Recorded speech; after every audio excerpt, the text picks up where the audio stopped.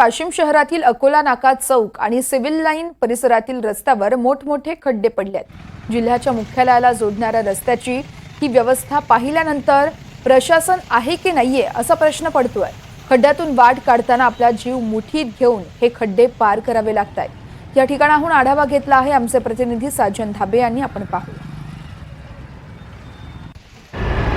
वाशिम शहरातील civil line ते doctor Babasaheb Ambedkar चौक आणि अकोला नाका ते काटा चौक या रस्त्यावर प्रचंड मोठमोठ्या प्रमाणात खड्डे पडलेले आहेत। आपण पाहू शकता, मी सध्या अकोला नाका येथील रस्त्यावर उभा आहे।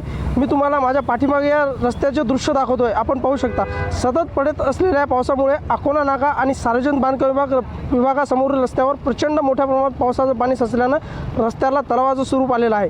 जिल्ह्यातील संपूर्ण कार्यालय याच अकोला नाका ते काटा चौक रस्त्यावर आहेत। जिल्हा अधिकारी कार्यालय आणि जिल्हा रुग्णालय असेल, जिल्हा परिषद, SP ऑफिस असे संपूर्ण कार्यालय याच रस्त्यावर आहेत। या रस्त्यावर मोठ्या प्रमाणात वर्दळ असते, त्यामुळे अनेक प्रवाशांना अंदाज येत नसल्यानं रस्त्यावर अपघात होत आहेत। या रस्त्यावर खड्डे आहेत तसेच आहेत। नगरपालिका आणि सार्वजनिक बांधकाम विभागाचे अधिकारी या रस्त्यावरून रोज ये जा करतात, मात्र याकडे संपूर्णपणे दुर्लक्ष करत आहेत।